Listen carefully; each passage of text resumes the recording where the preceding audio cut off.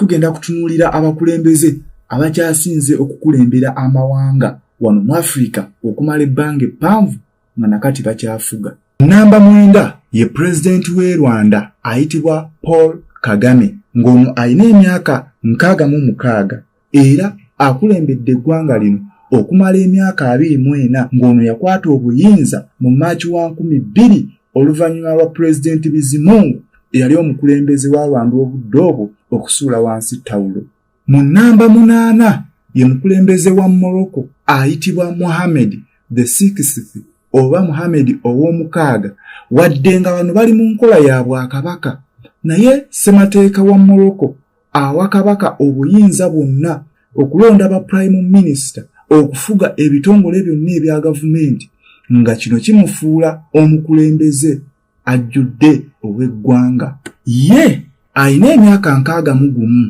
nga yakafugira eggwanga lino emyaka 25 egijjudde nga yakwata obuyinza oluvannyuma lw'okufa kwa kitaawe mu Julayi wa 1999. Mu namba 7 ye President wa Djibouti omukulu Ismail Omar Guelleh nga alina emyaka 77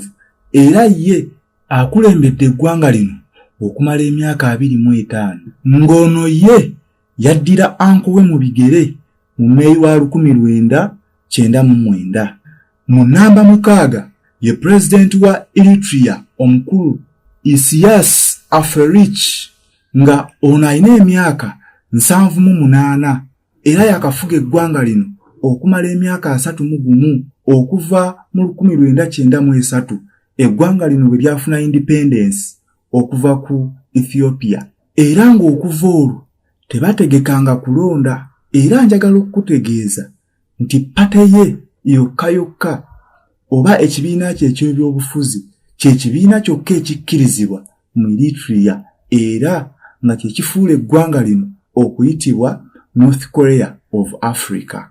Mu namba 5 ye mukulembeze wa Swaziland abasinga gye bamanyi nga Eswatini nga ono ye Muswati the third wadde nga ensi eno etwalibwa bwakabaka era nayo ssemateeka waayo awa kabaka obuyinza obwenkomeredde ku masiga gonna aga gavumenti ng'era kino kimufuula okuba omukulembeze omujjuvu ow'eggwanga. Omukulu ono alina emyaka 56 era nga yakakulembera eggwanga lino okumala emyaka 38 era nga yatuula ku ntebe nga wa myaka 18 oluvannyuma lw'okufa kwa kitaawe